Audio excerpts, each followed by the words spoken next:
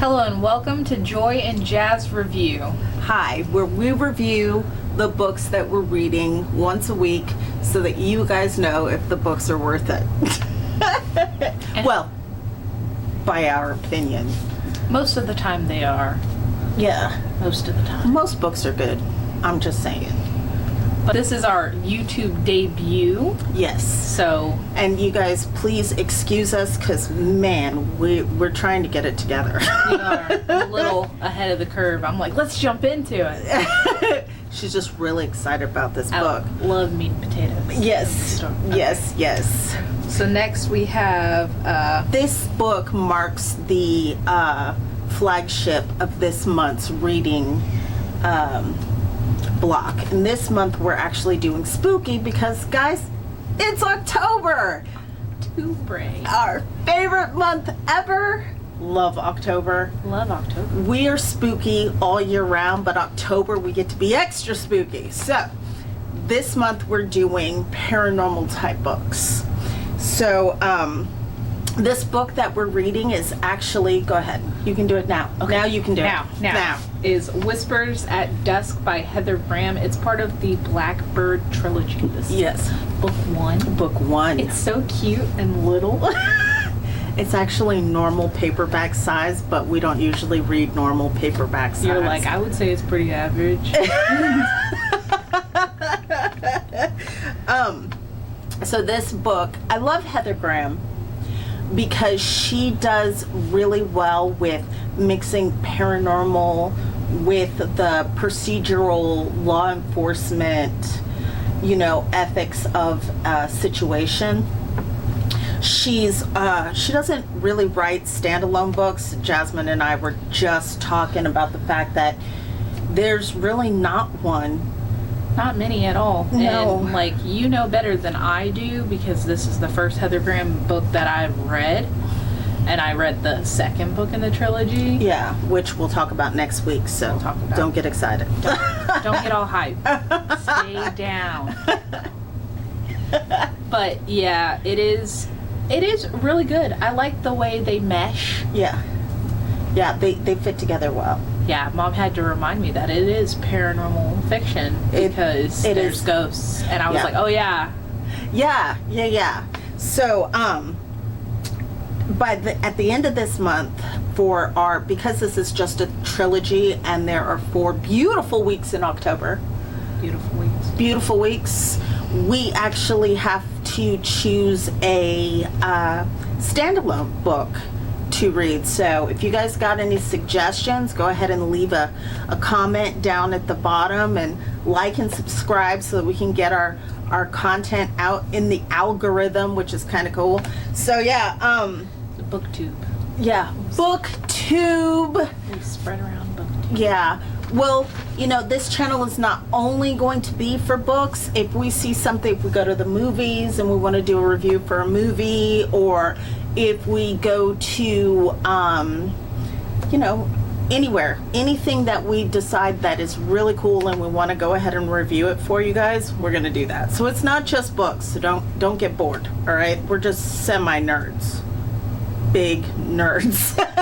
Reading does make me sleepy, though. Reading makes you sleepy? It does. I do love reading. In the month of September, I did read 15 books, but look for that video because she did a total recap of all the books that what did you call it? A book cap?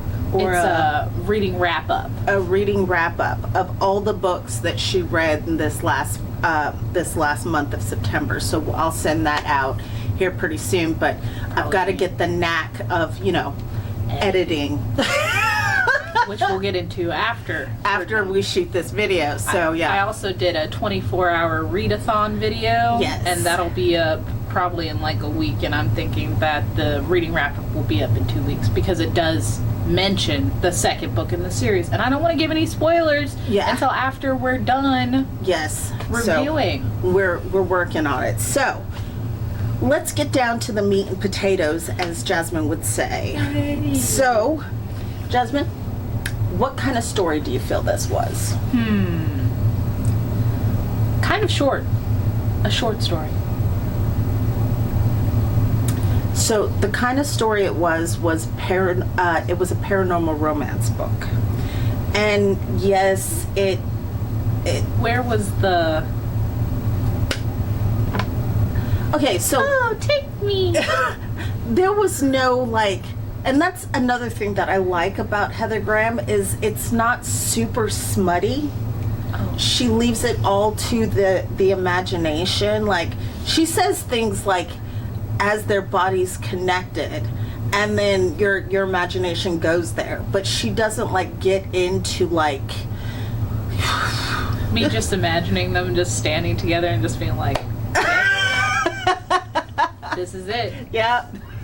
This is what I've been waiting for my whole life. I was explaining it to Chance, and he said, oh, I'm like, yeah, in every scene, like, it did have sex, but it wasn't, like, descriptive sex. It was like they made love, and he was like, oh, it's very fade to black. Yeah. Yeah. Which is okay, because, like, you know, there are a lot of people out there who don't write the smutty stuff, and I personally do write the smutty stuff. So just the thought of her keeping it PG-13 was kind of cool for me. It's a new thing, but yes, there was romance though. Probably maybe like a YA. Yeah. Like, I don't know, 14. Yeah, I think that this book would be good for maybe 16 plus. So yeah, it deals with a lot of murder. There is murder, and there is descriptions on the murders, but the sex aspect is not so smutty that you can't, in your face. Yeah, it's not thrown. It leaves a lot to the imagination. The setting of the story. Now, I really liked this particular book because they went everywhere. Mind you, they start in New Orleans. They do. Love it. Love New Orleans. Never been. You've not? That's right, you've not been. We'll have to go. We'll do a review about it. A review of New Orleans? Are we going to go to, is it Magazine Street? Bourbon Street? No, I feel like it's Magazine Street. I don't know. I feel like there is a Magazine Street, and people are just like, ooh. People from New Orleans, leave a comment. Let me know if there's a Magazine Street, because I've been to New Orleans. Am I tripping or what? Right? I've been a couple of times, and I don't remember there being a Magazine Street, but New Orleans is a big, big city. So they go from NOLA, and they take a trip to the Netherlands. So a majority of the story is set in a little town in the Netherlands called Littlehammer. Yeah. I couldn't remember. I was just like, oh, this is London, right? And Mom's like, no, they're in the Netherlands. They're in the Netherlands. And I was like, yeah, and I know they go this place. I even forgot where. It's been so long for me. Yeah, they went from the Netherlands to Transylvania, to Romania, and then they went back to NOLA. So there's let's see. They were in NOLA. Yeah. They went to the Netherlands. They went to Romania. And then they went somewhere else. But I can't remember where they went. I can't remember either. That sucks. Mason, tell me. Yeah, Mason. Della, where are you? Edmund. I Sure be safe. I don't know, but just so you know, they go all over Europe. They do. They did. And it was cool. I thought it was cool because Heather Graham does a really good job in describing some of these little towns and how quaint they are. I almost wanted to go there. Like, I don't do cold, you guys. I live in a moderate climate. If I could live in a hotter climate, I would. I don't do cold. So the fact that she had me thinking that I wanted to take my behind all the way up to the Netherlands and go to a pub and have an ale. I'm diabetic. You can't just be drinking ale all willy-nilly. Like, yeah, Americans love the pub.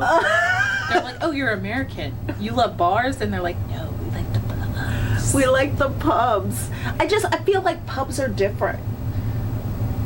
Bars are very loud and kind of like you can get beat up, but I mean, like, a pub is kind of like quiet in my mind. Yeah, in my mind, because I've never been to one. But, like, also you could get beat up. I'm like, what you gonna do?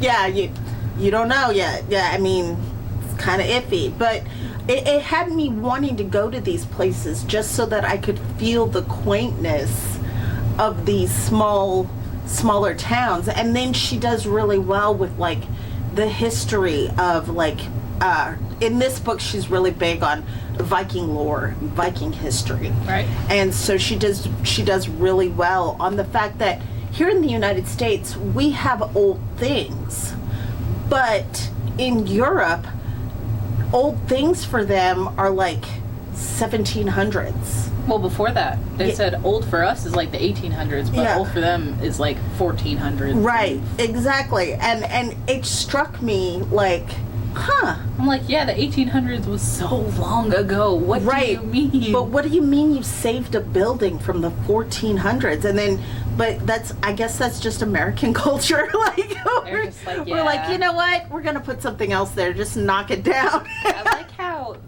Della and Mason, they know how to say, like, I only speak English or something in the specific language that they speak.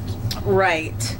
Okay, so the inciting incident, what drives the book?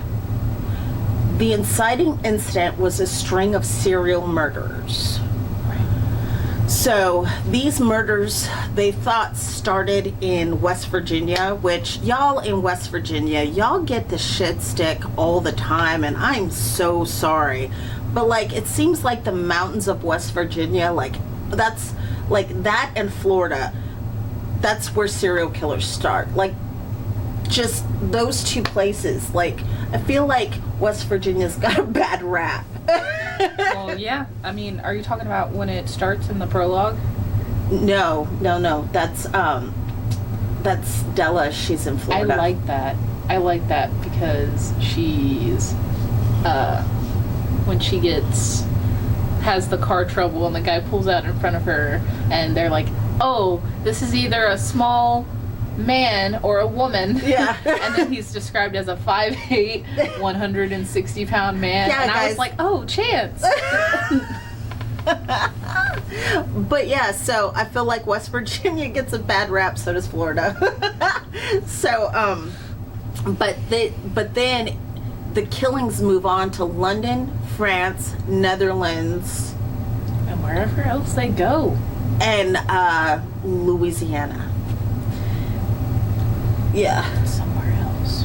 I can't remember. There was somewhere else, I y'all. wish I could remember. It was just weird. But anyway, so the murders are very intriguing because these are women between the ages of 20 and 25, and they're laid out like dolls.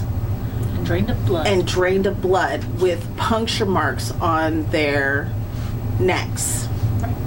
So it's very like Vlad the Impaler, which makes an appearance later. Yeah. So, but yeah, so the inciting incident is that there is a serial killer who is traveling across Europe.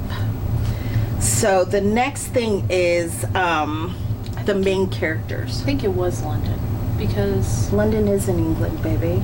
yeah, I know, but like they went to London. They didn't go to London. Well, maybe the first murders occurred in London and then it happened somewhere else because Yeah, the first murder occurred in London, then in Paris, then in the Netherlands. Got it. Yeah. See, I'm over here, got my thinking cap on. She really she'll get stuck and she needs to know that little tidbit. I'm like, dang, that's gonna bug me the whole time. And then I'll insert a clip later on. I'll be like, hey guys, I figured it out. Editing jazz here. All right. So, the main characters. Our main characters are Della Hamilton and Mason Carter, which they're special agents. They're special agents with the FBI who can see ghosts. They can see ghosts, which is really cool. For Della, she doesn't realize that she can see ghosts until she's in college. But Mason knew his whole life that he could see ghosts, and his dad also could see ghosts.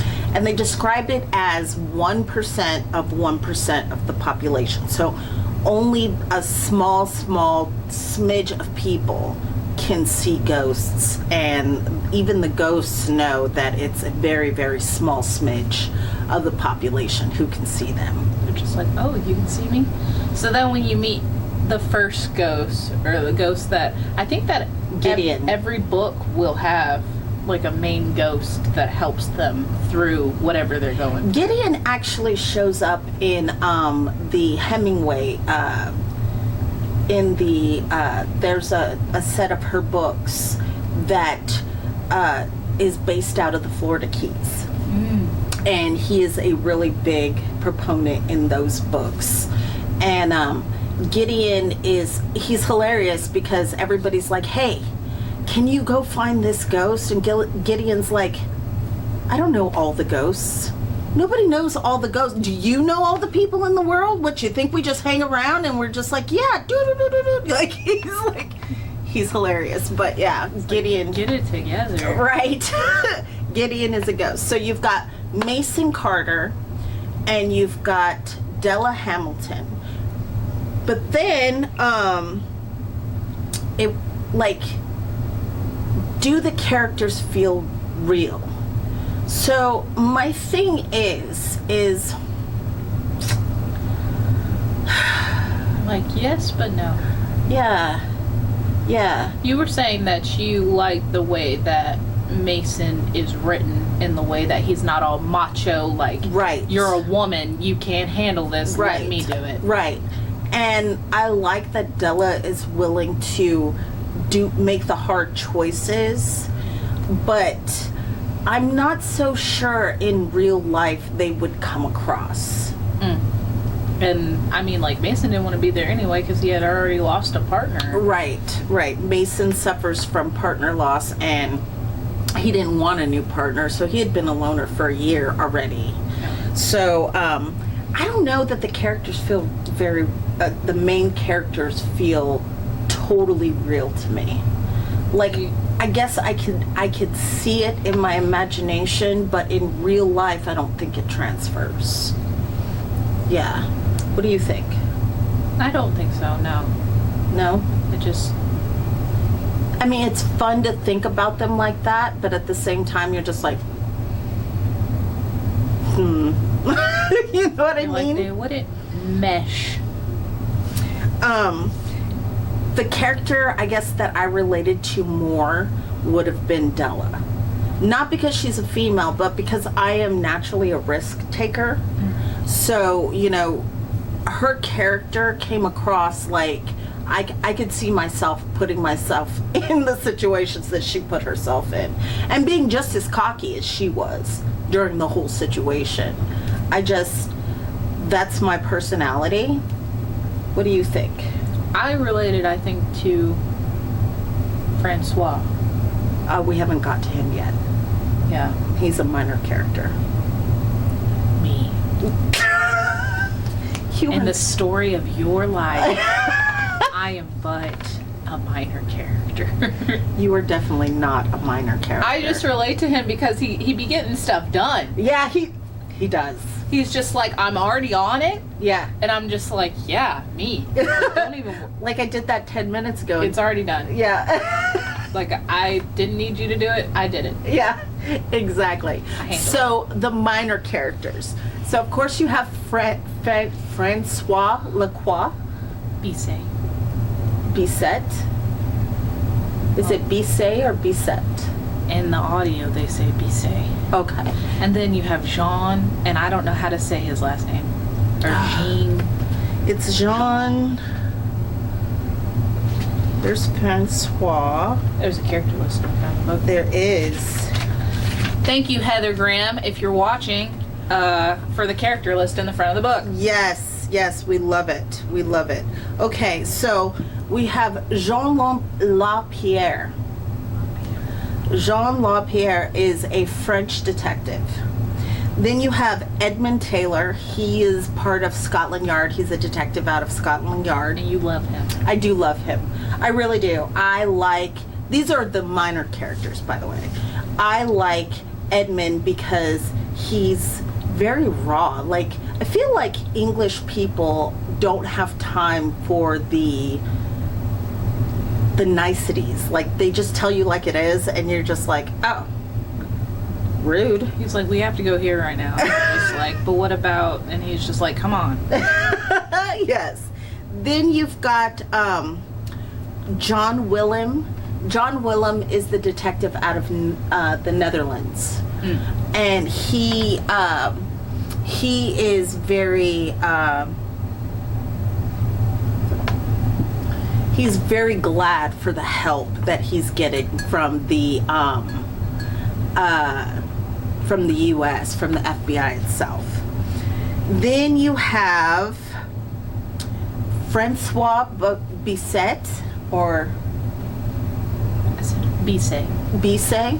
He actually he's from Interpol. So it's funny with Bisset because he comes in. Interpol is like this big international, like, right? It's a big international organization to fight crime. And he's like, I'm just here to make sure you got what you need. I'm not here to interfere. And you're just like, what? Me. I'm making sure you got what you need. Yeah. And he handles it. He totally handles it. He does. And then you've got the medical Scotland. Scotland was the other place they went. Yeah. That's right. I couldn't remember. Y'all. Anyway. So the Blackbird team is all of these different agencies out of different countries to solve this serial killer. And it's made up by Philip Jackson. No, not Philip Jackson.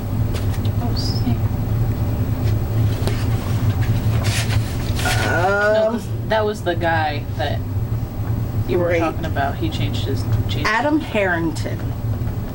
Adam Harrington is the founder and philanthropist who created the Crew organization and created Blackbird. But they give themselves the name. Yeah.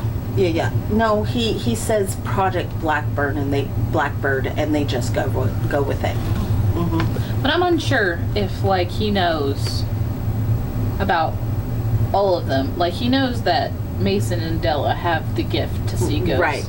But it's him specifically putting them with these other people mean that he knows. I don't think he had a choice. I think these were the lead investigators for the serial murders that had happened in those particular countries and cities. So I don't think he had a choice. They just so happened to be assigned. Can we talk about the fact that this philanthropist has so much pull with the FBI that he started his own department? He just got it together. Yeah, he just called some people and he was like, hey friend, yeah, I need to start a division of the FBI. Yeah, tomorrow. It's definitely in the budget. Yeah.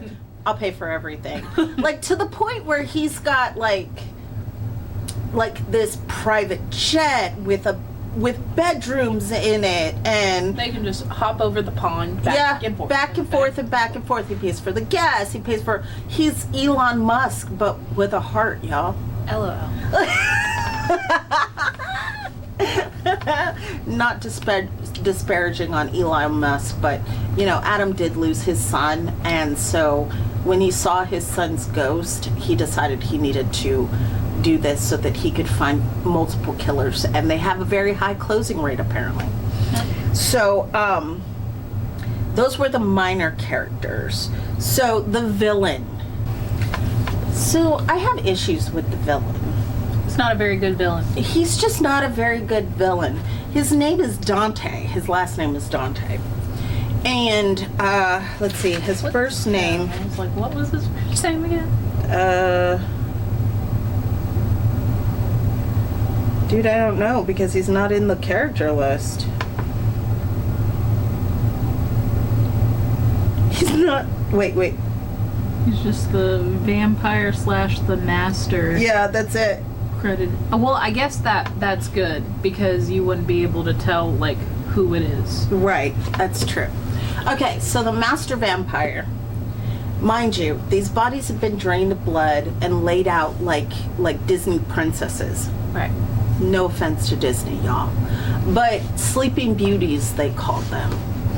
And like Snow White. Yeah, Snow White. And so these beautiful girls will be forever beautiful. And you hear through the book how their lifeblood will give these people immortal lives and stuff like that. But the actual villain, the master, is very childlike to me. He is. He's like, I will have you and you will be mine. Right. I will drink your blood and there is nothing your big macho man can do about it. and he's like supposedly going through all these countries and leading disciples. But like he turns these disciples in like one day. Yeah. Which makes no sense. He's like, you want to drink some blood? And they're like, yeah. You too could live. He's like Billy Mays on crack. Like Billy Mays, and he's like, yes, and you can live forever. And they're just like, ah! Give us eternal life. Yes, master. I'm living. and but then when you actually like get to the part where they're actually interacting with the master, he's a very like... Oh, his name is Stephen Dante. Yes. Sorry, that's back on with the freaking thing that he said. Still stuck. But he's very, what's the word? Petulant child. He gives off petulant child vibes to me. And it's just like, and they describe him as charming and a chameleon among people and all this other stuff, but then he's all petulant child, which just, I don't know, just rubbed me the wrong way. Yeah. I didn't like the villain. And you're not supposed to like the villain, but at the same time, like, when you see the villain, you go, ah, yes. That's a good villain. That's a good villain. But then in this one, it was just like, he's not. He was very lackluster. I mean, he's just like is obsessed with Della. Yeah. I'm like, why? And they're like, her beautiful brown hair and green eyes. Yes. Oh, Della has like written the book on beauty, y'all. Just so you know, Della is just the most beautiful woman in the world, and we don't hold a candle to her. No, not ever. Not ever. We would never be as beautiful as Della. That's okay, though. That's okay. I'm gonna be as beautiful as me, and you be as beautiful as you, and we will be as beautiful as ourselves. And you know what? Keep your Della Hamilton, FBI. See, that's another reason why she's not relatable to be in the real world. I'm just saying. How many FBI agents you know? So, in the book, as you're reading the book, who's telling the story?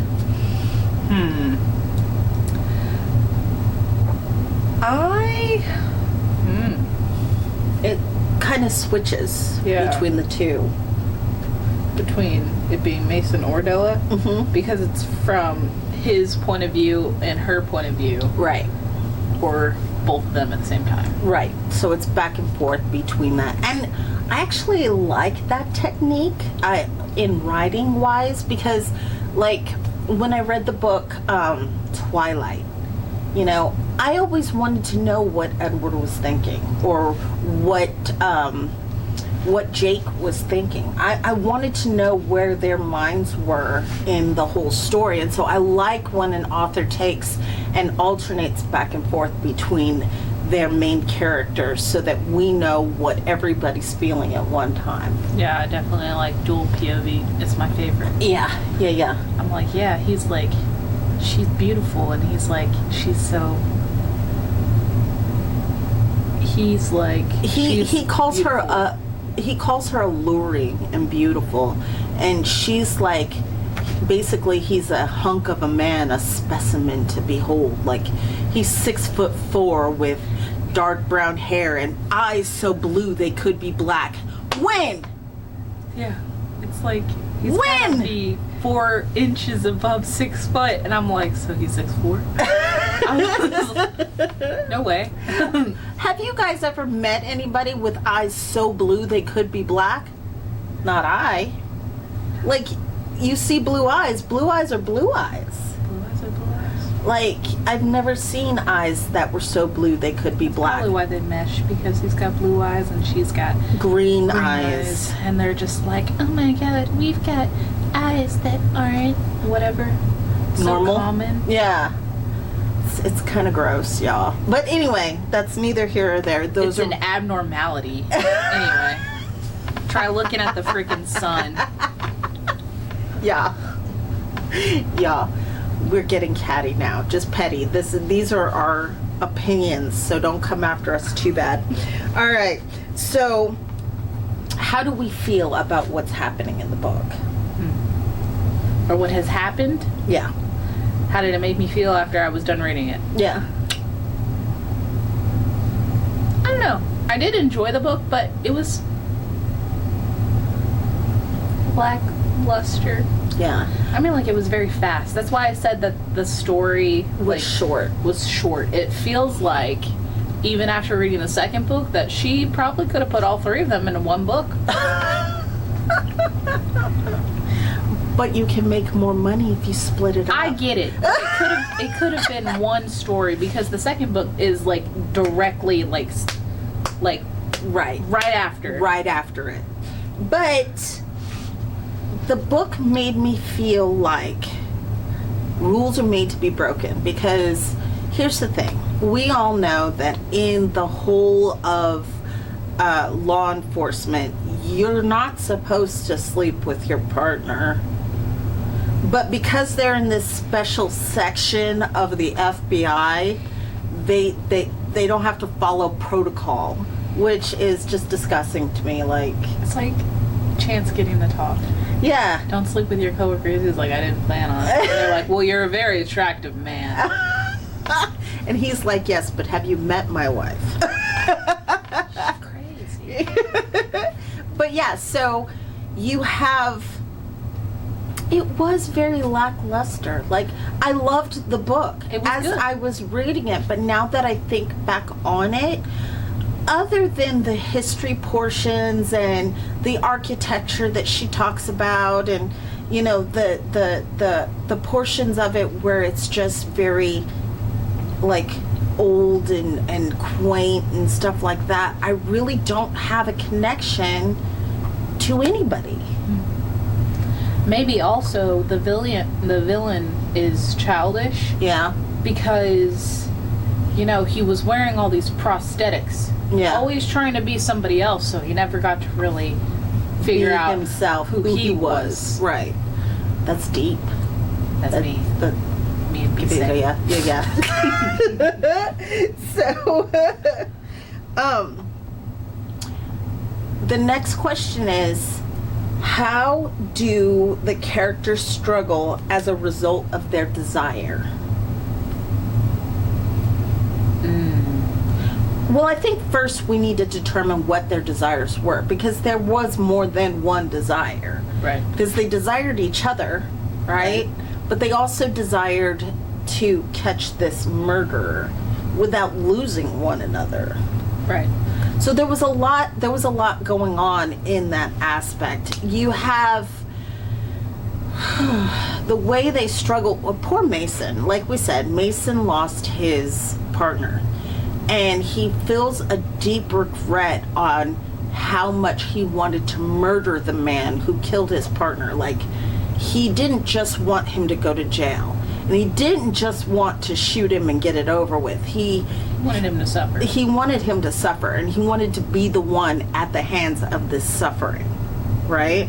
So he really struggles with that with Della because he never wants to be put in that position again. He never wants to feel that way again, which I understand. But he also hates killing. And he hates killing. Now, here we've got a sharpshooter, great shot, hates killing, which I guess is good, but I'm like, if I'm good at something, I'm going to do it often. But yeah. No, that's not right. Just so you know. Okay. But yeah, so like him, I don't know, like as an FBI agent, you don't want to just like kill every suspect because you want to figure out why they did it. Right. If there's more bodies, maybe. Right. You got to be able to interrogate them and stuff, and let the judicial system do its job. Yeah. And so I do understand why he hates killing. It still doesn't twist the fact that he's good at it. But also, guys, this man is like 27 years old. I wish I remembered. I feel like he is. Yeah, 27 years old. He not only is an FBI agent, but he's ex-military, an ex-military sharpshooter. Like, at 27 years old, this dude has done everything. It's aged him. He looks tired.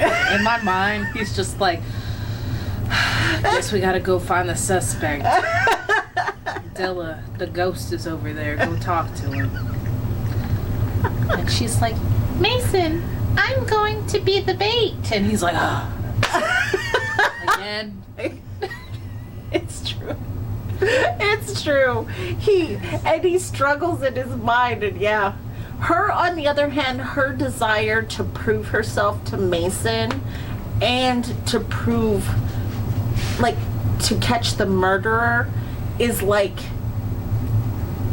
top priority. So she struggles with that because she's got to assure Mason that because he'll be there for her, she's going to be safe, which is ridiculous. She's always like, oh, yeah, he's going to come. He's got my back. It had him trudging through the marshes of the bayou of Louisiana. And then the guy's all like, yeah, I sent this other girl out. Mason will find her first, and then you'll be dead. I'm going to suck your blood, and I'm going to enjoy it. Yeah. And she's like, won't happen.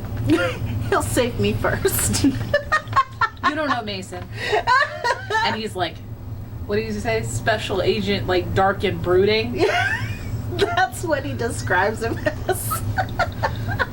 But he is. He's just like, yeah. Again. And I love how he emphasizes how he does not really sleep. Like, he's like, I wake up at the drop of a pin. And I was like, oh, that's awful. Like, he's having a dream and he exhales real loud. And he's like shooting up the whole room. And I just like, okay, that's the worst sleeping habit ever. Like, we don't want to deal with that. That's grotesque. Like, I gotta get my sleep. Like, my sleep schedule just sounds awful, y'all. I would not live with it. I'd have to take Ambien, Tylenol. I take Abilify. Oh, yeah, that's true. That's true. So, the next question is, what do we think about the characters' choices? I mean, I don't know. Della trying to be, like, selfless is kind of selfish in the way. Yeah. Like, she's just like, yeah, I'll be fine. This is okay. Yes. But it's also selfish because, like, what if she's not fine one time and then Mason is just gonna have to live with that guilt for the rest of his life? I'm starting to think that you have a thing for Mason. Well, you know, he's 4 inches above 6'4".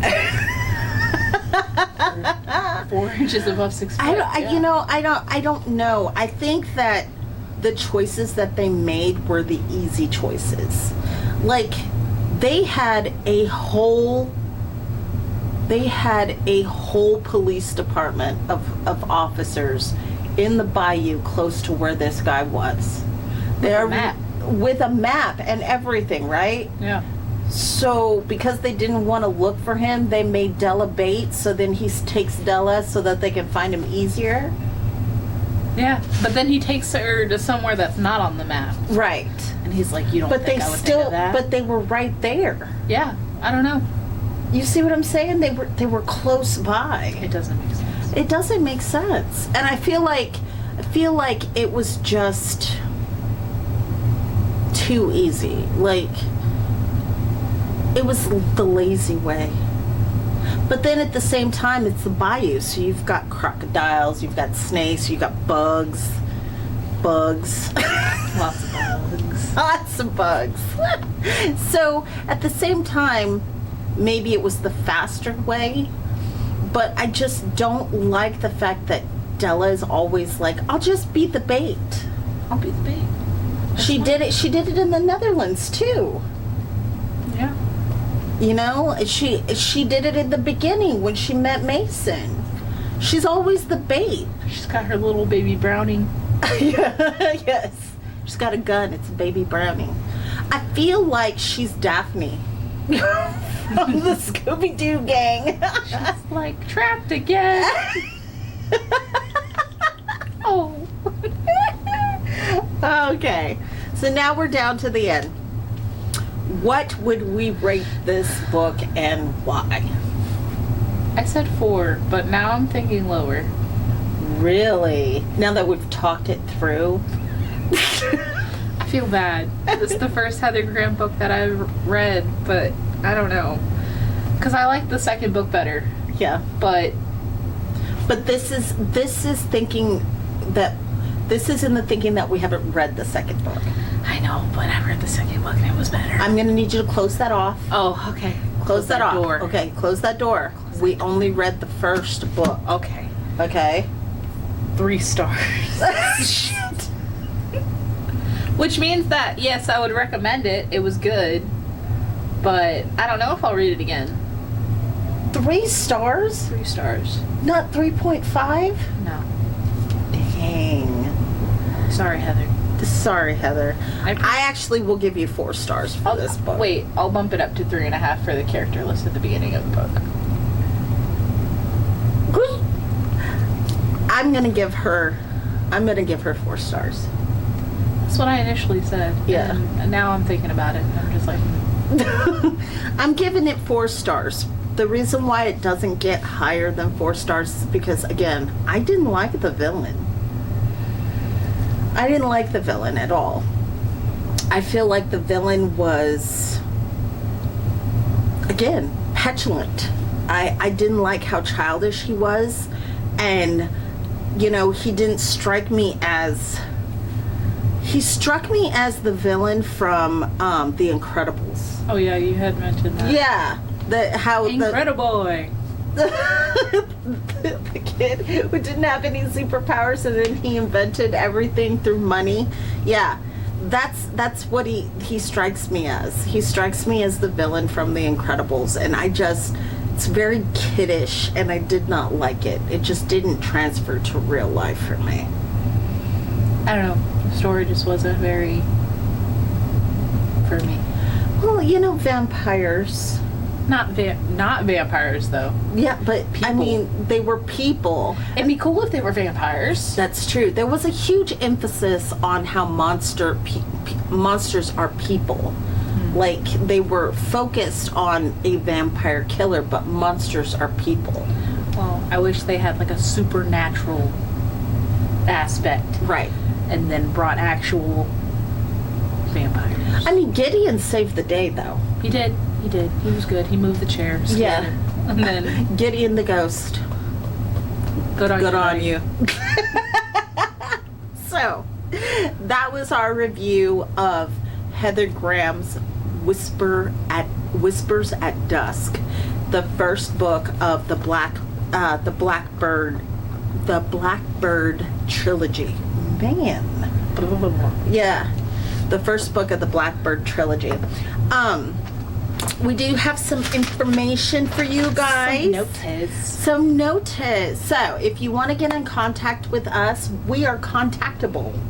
You can actually contact us through TikTok. You can reach Jazz at Blue Sapphire Crystal. That's BLUESAPPHIRCRYSTAL on TikTok. All addresses will be linked in the description. I can be reached on TikTok through JB Coates. That's COATES and the number 1. And again, it'll be linked in the description below.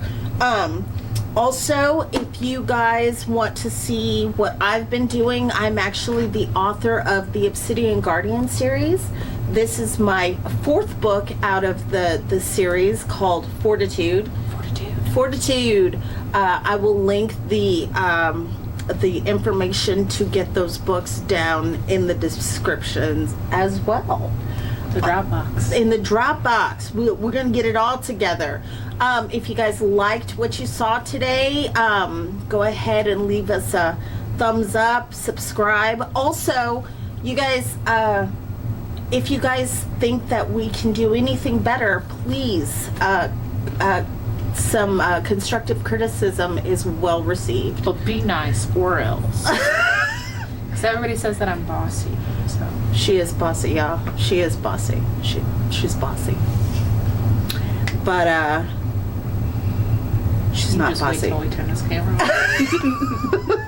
on. But yes, so you guys, thank you all for coming in. And again, I'm going to work on this editing thing, and Jazzy's going to work on this editing thing, and we're going to get it together, and then we'll see you guys next week. So, see you thanks. in the next one. Bye. Bye.